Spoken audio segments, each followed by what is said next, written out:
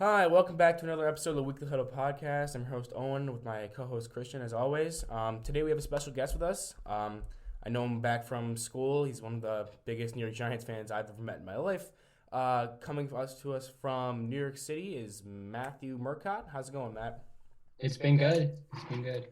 How have your? I know recently there's been some Giants news with the whole Nate Solder thing opting out. So outside of that, how's the feeling around the Giants down there?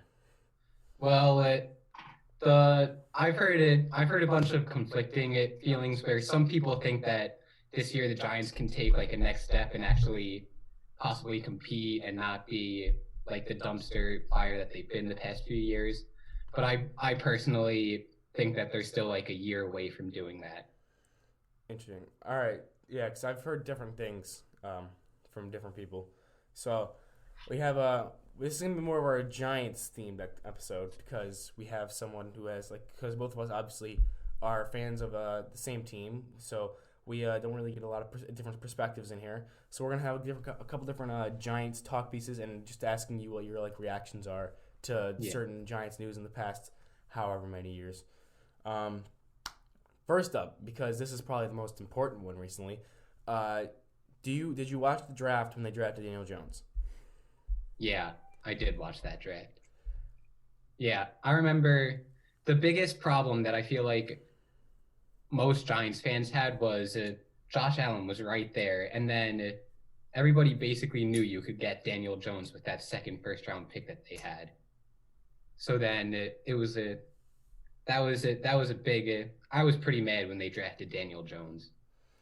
Yeah, I would always watch those compilation videos of Yeah, Giants fans killing their TVs because that happened. yeah, But then you got Dexter Lawrence with the next one, and then DeAndre Baker with the third one, who is now suspended. I don't know what's gonna happen with him. It's weird. I think he's like off the team. Is he? I know Rose, the kicker, is. Yeah, I don't. I think like the NFL suspended him because they basically confirmed that he did do it, and they just like paid off the people so they wouldn't get in trouble. So Interesting. they, yeah, Good draft overall, I'd say. yeah, I know. Another good one for Dave. God, goddamn Dave. Staying on the topic of draft picks, what are some sleeper picks, not only in this past draft, but maybe a couple years back that you think could really take the next step this year, could step it up? Maybe some later round picks that some people aren't really talking about. Um, well, I know the Giants desperately need pass rush help, and then they took O'Shane Jimenez like in the third round last year, and I think this year is starting to look like he could take a next step. And then Matt Pert, who they took in the third round this year, also with Nate Solder out, I think he might start like both rookie tackles might start this year for the Giants because they just need people to start there. So I think that could be a big position. Yeah, I covered Matt Pert when I was doing my pre-draft stuff. I know there's a pretty decently popular YouTuber called That Franchise Guy. He had people taking him 13th overall and stuff. I'm like, okay, he's not that good, but he's pretty good. He's more of Yeah, I think the reason I wasn't so high on him was because I saw him more as like a right tackle exclusively. yeah, So I mean, yeah, if Andrew Thomas can play left tackle and then Pert came in and played right tackle, you probably wouldn't miss Solder that much, even though I'm pretty sure he hasn't played. From what I've heard, he hasn't played as well as yeah, people have expected. We only got exposed to him for that one game last year. I didn't watch yeah. many Well, Giants I games. feel like every tackle that comes from New England, they leave it and they're not as good. I feel like that's just every player from New England at this point. It's just like set. Yeah. Bill poisons them on the way out. Um, Speaking of, how are you after one season? I know you had the reaction where you were like, oh, we could have taken the second pick, but after you drafted Daniel Jones, he had his rookie season past year, lots of fumbles, but still some promise. How did you feel about that season, like with the games you guys won and lost, kind of thing? Well, I definitely feel better about him now than I did when they originally drafted him. There are definitely things he needs to work on, like fumbling. He fumbles just way too much, but I think that's something that could be fixed up easy enough, hopefully. And then it's just I remember the first game that he started, there's one play that he rolled out and then ran 8 yards for a first down. And I was like, I have not seen a quarterback do that in my entire life, because I've just been so used to Eli Manning, where if he rolled out, then it's like, okay, he's probably going to fumble right now. Like nothing good's going to happen. So it's very interesting and cool watching a quarterback with actual athletic ability back there. That's funny. I forgot Eli Manning was a tree. He couldn't move. Yeah. So Saquon, right, best player on your team, made the top 100 players list, voted on by players for players. How do you feel about him making it as well as his placement on it? Well, I think Saquon's obviously elite and everything about him. It's just the only problem is I just don't think running backs really can make that much of a difference by themselves.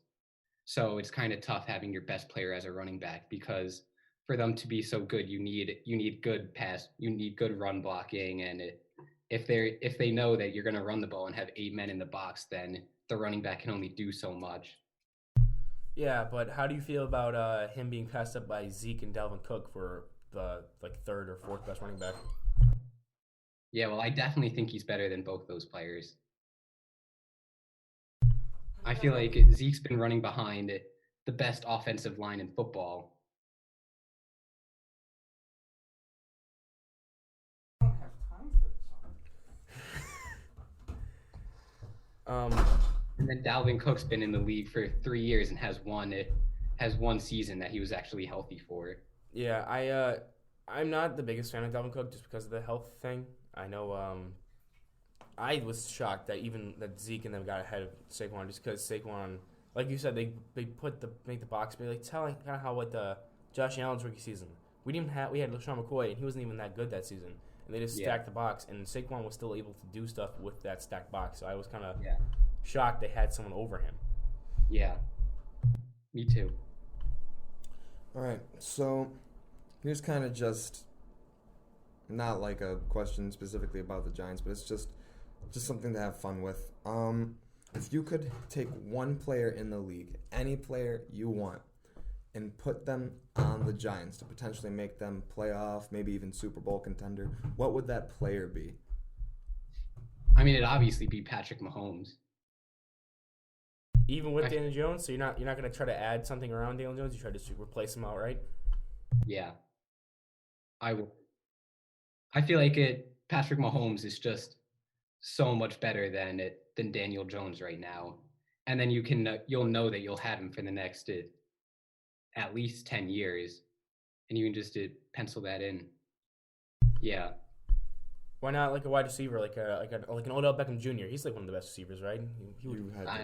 Debatable. I don't know. I'd probably because I just think the Giants receivers aren't that bad. Like they have some good. Golden Tate's pretty good, and then Darius Slayton had a good rookie season, and Sterling Shepard when he doesn't have a concussion, he can have a pretty good season. So I think Patrick Mahomes would make the biggest difference for the Giants. Yeah, I could see that. I just wanted to rib you a little bit because of the Odell Beckham Jr. trade. How? So I know we had a reaction for Daniel Jones draft pick. How was your reaction when you found out about that trade? Because I remember where I was when that happened. I remember. With the Daniel Jones, it was kind of like you knew it was going to happen, but you're like, nope, I don't think that they're this dumb. I don't think it's going to happen. But when it did happen, you're like, well, at least I had warnings. When Odell got traded, it was like kind of rumors that he was going to get traded, but I didn't actually think it was going to happen. And then when it did, I was just so blown away, so shocked. And then at the beginning, I was really mad about it. But looking back now, I feel like it's definitely better that he's gone. You don't want to deal with him wearing like 6-figure Rolexes and games and stuff like that. No, and then it makes me feel a lot better when he's on the Browns, just like telling other teams, please trade for me, and it is nice. It makes me feel a little better. That's kind of how it was when we traded Marcel Darius, because like he was such an asshole. Like he like got suspended for weed and then wanted $100 million a year, and we traded him for a 5th round pick, and he just wasn't. You never heard of him again after he was on the Jags, and I was like, this is kind of a good redemption. I'm kind of happy about this.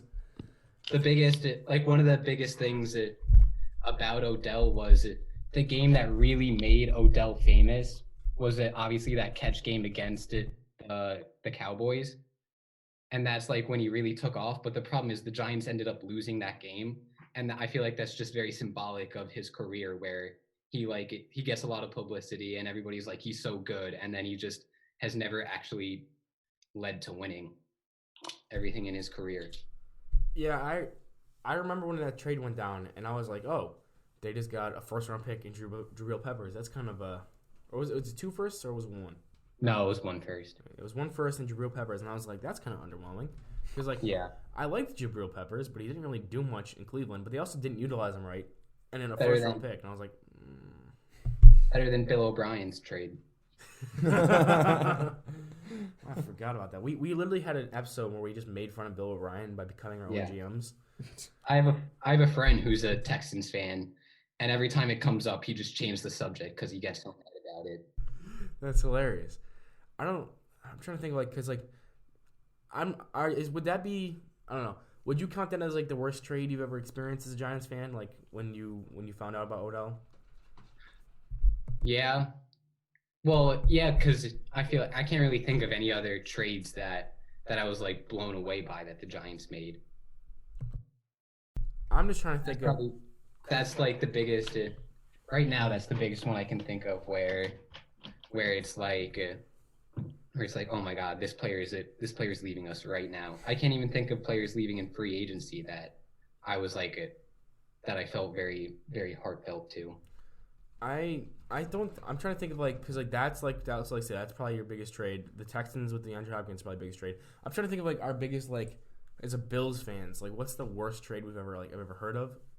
I can't really think of one that we traded away a bunch of stuff. Maybe the Sammy Watkins trade where we traded 2 1st-round picks to go up to 4th overall and not pick Khalil Mack and then get Sammy Watkins.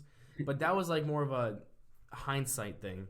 I guess the biggest player loss thing I can think of is when we lost Gilmore, just because I liked him, I knew he was gonna be good, and then the Patriots signed him, and I was mad. Yeah. And then he's the number 1 corner. Oh, yeah, and then Richard Sherman's above Trey White. This isn't gonna be an episode about top 100. I'm mad about that, regardless, but we're not gonna talk about that too much. So as a Giant, how long have you been a Giants fan? Yeah, just watching them kind of consistently. Well, since I started watching sports, from the beginning of the season to the end of the season was unfortunately 2013. So I remember the Giants' second Super Bowl win against the Patriots, but I don't have the full watching the season. So probably since 2013 was I a big Giants fan. And then the only season that I remember where the Giants weren't awful was 2015 or 2016. That one season that they kind of randomly made the playoffs, and then Odell went on that boat trip. And then every other season they've been just pretty awful. I was gonna say, isn't that the season they went on a boat? But you beat me to it. I remember that Super Bowl too, mostly because my father won $25,000 on that Super Bowl in a square because David Tyree saved our ass. Oh yeah. Yeah, we were watching. We were just we just don't want the Patriots to win. Oh, yeah. Also, we earned a $1,000 square. Oh, they just scored and we just won $25,000. Holy shit. Yeah. So that'll make it better. Yeah, that's that. I remember watching that Super Bowl fondly, and that was right after that one. I think 2014 was when I started watching. So it was it was probably the season. I watched sparingly. After that, I got kind of into it where I watched sparingly, but once 2014 rolled around, I definitely became a start to end fan kind of thing. On YouTube, there's there's a video and it's 45 minutes road to the Super Bowl that I think NFL Network produced, and probably twice a year I'll watch it. I'll watch the Giants road to the Super Bowl, and I'll watch it and I'll just get so sad while I'm watching it because I'm I'm like, the Giants are so bad right now. Like, I would feel my life would be so much better if I had it, if the team was actually good and I could root for them. And watching that like brings me back to being like, wow, they were actually good once. Yeah. Let me see if I can remember the quote you told me one day in lab. I think it started off with, I think this is gonna sound like selfish or like something like that, Yeah. but it was like, because I know you're a Buffalo fan, but man, I miss having a championship or something like that. And I'm just like, really, Mr. Giants 2 Super Bowls over there has is missing the wins. I know. We've had 4. We had 4 appearances before we were even thought of. I remember that I was telling him about it. And I was like, yeah, I remember we celebrated like we won the Super Bowl when we made the playoffs in 2017. Yeah. I dove into the snow half naked, like which is like just pajamas on, and made a snow angel because we made the playoffs and we went and lost 9-3 to the Jags. Yeah, it's a tough life. It's a hard knock life. So looking back on it, and you can give us your input of at the time as well, but how were your feelings towards the end of Eli Manning's career and then when he finally had his departure? It's a lot of it when he was still playing. It was a lot of it. Wow, Eli, like you're so bad. Like you need to just hang it up. Like you should have retired years ago. And almost a lot of like trashing on him. But then when he finally retired, it's like, oh my God, we're not gonna see him again. Like this player that has brought, that is it. You can't ask it when you draft a player. You can't ask for any more than what Eli Manning brought to the Giants, and he's actually gone. It was a sad moment. Real quick before I get to my next point, didn't you guys not draft Eli Manning? We traded. Well, it was like traded. It was a draft day trade or something. I was like, I guess you can count.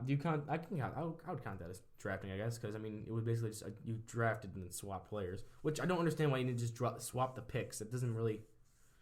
I never like with the NBA too. Like they draft players and then they trade them right after they draft them. Like why didn't you just trade the pick?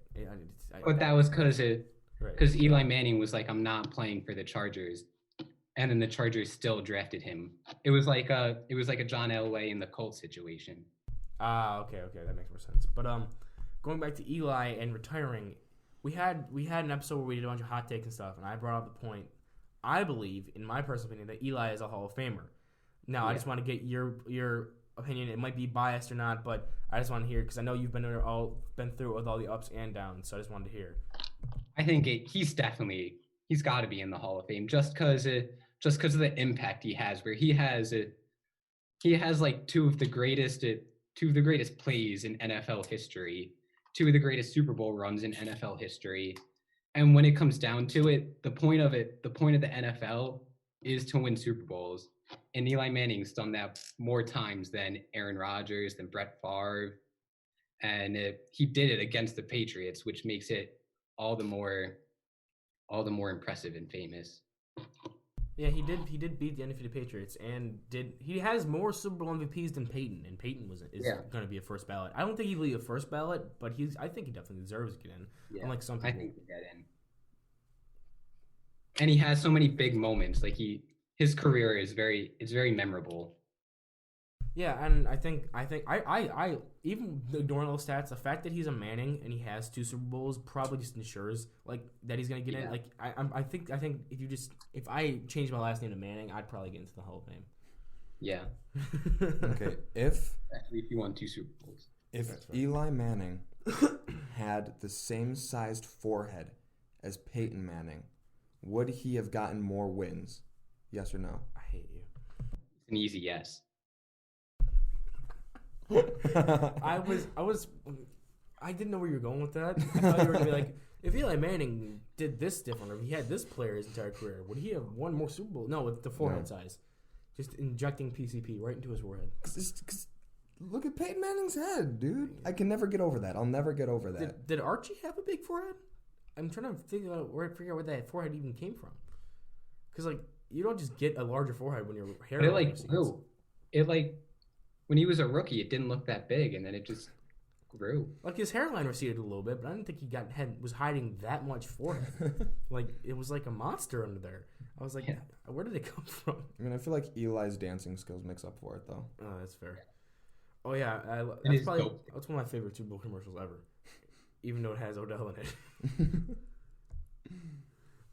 Yeah, that was during what, the Eagles Patriots Super Bowl? Was that commercial? I think I was at Simon's for that one. Was it? I thought it was the year before. Maybe, I don't know. I don't remember what year Odell got traded. Was it 2018? Well, this was it. This year was his first year with the Browns. Yeah, you're right. You're right. Okay, I have a question for you.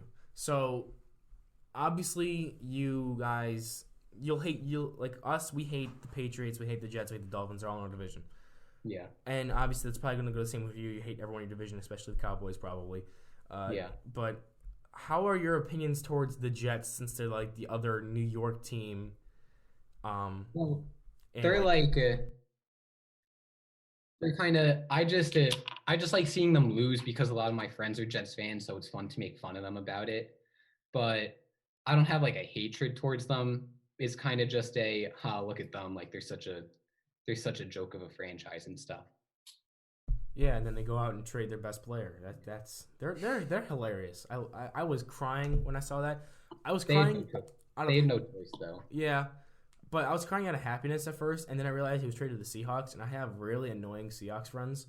So I didn't cry out of sadness because they're just gonna rub it in everyone's faces because they have Jamal Adams. Yeah, it kind of sucks. I mean, leaving just really cements them as the worst New York State football team this season. Like the Giants were worse last year because they had the worst pick. They were just overall worst record. Like by the numbers, they were a worse team. But they can't be any worse than the Jets this year. Like Adam Gase is a terrible head coach. They haven't given Darnold anything. Yeah, Darnold's it's his third year in the league, and he still has nobody around him. Right. Like I said, like when you were talking about the Giants receiving corps, the receiving corps isn't that bad, and you just built an offensive line around him with promising rookies and some good signings. So I mean, Jones at least has something. Darnold is literally just doing it himself and is like trying to make everything work. Yeah. And then the defense, like, it's not even like it's not even like the defense they have around him is that good also. Yeah. All right, so I have a quick start bench cut for you. All right? Okay. Daniel Jones, Sam Darnold, Kyle Allen. All right. Well, I'm cutting Kyle Allen. I got to start Daniel Jones just because I'm a Giants fan, and then I'll bench Sam Darnold. Interesting. I think I would have. I don't know. Because I know we're from the other perspective. We're like, because like Kyle Allen, I don't think Kyle Allen did better than Daniel Jones last year. Did you? No, I think Kyle Allen was all right. He had like 4 good games, and then wasn't he bad after that? Yeah, they went. I think they were like 4-0, and then he started throwing interceptions, and then it went downhill. Okay, now, in your opinion, so for the New York State teams, there's the Jets, Giants, and Bills. We already discussed that the Jets are trash. Yeah. Between the Giants and the Bills, who is the better New York team? This season, it's got to be the Bills. I just had to pad my ego for a second. Yeah. Well, I mean, they were a playoff team, and they just got better with Stephon Diggs. So. Hell yeah, they did. I think so.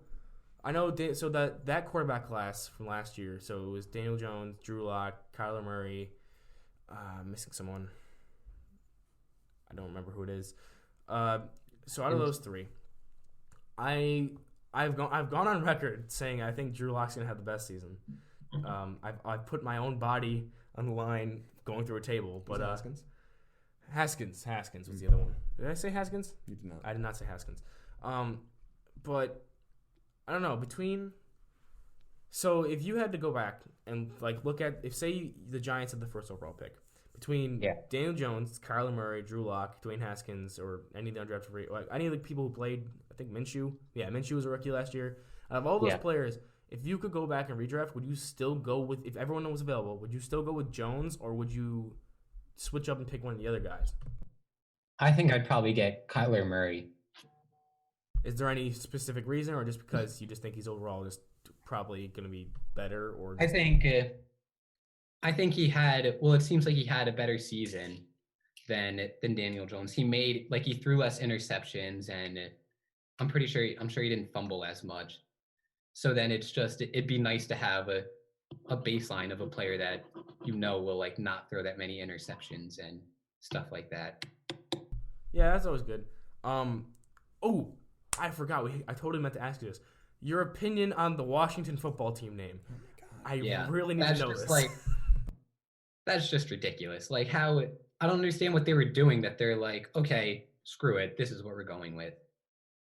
I thought they had like almost a month to decide something. And there was like they had trademarks. They had people throwing out logos for them. Like, here, take my logo, use it. Here's a name. This is the significance behind it. You went with the Washington football team. Why? Like, I really don't think it'd take that. If you got a bunch of people to sit down in a room for a day, you should be able to leave with a football team name by the end of that day. I don't understand. And they had a month. Oh my God. Staying in the NFC East now. So I'm just gonna bounce you through a couple of NFC East talking points. Dak's contract and just Dak in general. I know a lot of people. I always go read the comments on like meme pages that make fun of him, but like, I want to know if like, well, one, do you know any Cowboys fans that like defend him, or two, how is your opinion on Dak and if he's like worth that like $45 million? Well, I think Dak's I think he's like an average quarterback. And then last year, he had like one of the best receiving cores in the NFL, one of the best offensive lines. So he absolutely lit up the stat sheet. And if you pay him how much money he wants, then you can't keep that around him. And if you can't keep that around him, then he's not worth the money. So I don't think he's worth that much money. Like some of the things he's asking for, it's like, okay, like you didn't even make the playoffs last year. Calm down, Dak. Yeah, that's interesting. He still has one of the best receiving cores. Now he has CeeDee Lamb, Michael Gallup, and Amari Cooper. And they just paid Amari Cooper $100 million a year. So they're not going to be able to keep along that offensive line. I don't know how the Cowboys keep getting this money to just spend on. Like, it's like you always hear teams need to pick and choose who they pay the money to. And then the Cowboys are just like, you're next. We'll give you all the money you want. Yeah, I don't know. Jerry Jones is definitely something. I think he's definitely in the pocket of Goodell. I couldn't imagine if he wasn't, or he like has some other power. Because I remember he tried to start like that he tried like to what was it, like protest his new contract so that way he wouldn't be in it because he suspended Zeke or something. So it was like I couldn't remember. Well, one last thing about the Cowboys. We'll probably wrap it up a little bit soon, but we made on our last video, we were doing NFL news, and we talked about that tag signing, and we were like, well, if they start the season like 2-4 or like 3-3, do you go with Dalton or do you just stay with Dak and then and do you consider going with him for the future, or do you like? I always thought maybe like if you don't make the playoffs next year with what weapons you have around him, and you're probably gonna lose Michael Gallup, and Dak's gonna want $50 million a year. I think you just stick with Dalton because I mean he's not bad and he's gonna have a good supporting cast. So I mean like I always thought go with the cheaper option at that point. Yeah, there's a point where it's like Dak Prescott's asking for too much money, so you got to just move on. Where it's just not worth it. All right, and the last thing I'll ask about the division is Giants winning the division. Is that a possibility at all in your eyes? Honestly, no, not really. Their defense has nobody on it. Like they have it. Like I'm trying to think they have so few people on the defense that I feel like are good. And then it's just going to be tough. Marcus Golden had like 12 sacks last year, right? Yeah. And you got Jabril Peppers and Dexter Lawrence, and I got nothing. Yeah, but they have like their corners. They have almost no corners. They have it. Yeah, they don't. Besides, they have like no pass rush besides Marcus Golden, and he's not even signed. I don't even think he's on the team right now. I don't think so either. I don't know. You got anything else for him? I'm spinning my wheels here. No, I think that's it. I think we're all good. Yeah. Do you want to take? I know we've taken a couple shots at the Giants, but do you want to take any free swings at the Bills right now, just to even the score a little bit? All right. Well, at least the Giants have a Super Bowl win, so however bad they are right now, we got that going for us. That is fair. I've seen the Lombardi at the Hall of Fame, and there's definitely 1,000 pictures of the Giants holding it up, so it made me kind of low-key depressed. Also, we were the reason the Dallas Cowboys won back-to-back Super Bowls, so I mean, that shouldn't. Yeah, I mean, you're the reason the Giants won their second Super Bowl. That was just our kryptonite. Yeah, at that point, we're just we don't like the NFC East. Yeah, no, we're not good against them at all. We're just a field goal away from. And the Redskins beat us in the Super Bowl the year after. The third Super Bowl we went to, the Redskins beat us. Hey, the football team. Oh, the football team. I'm sorry. Football team. The football team formerly known as the Redskins beat us in the Super Bowl. I think it was the second. It was the third one. The one after the Cowboys' second. Really, really suck against good NFC East teams, and we got crushed by the Eagles last year. Okay. I'm just glad we don't have to face them for the next 4 years. All right. Thanks for coming on with us, Matt. Have a good rest of your day.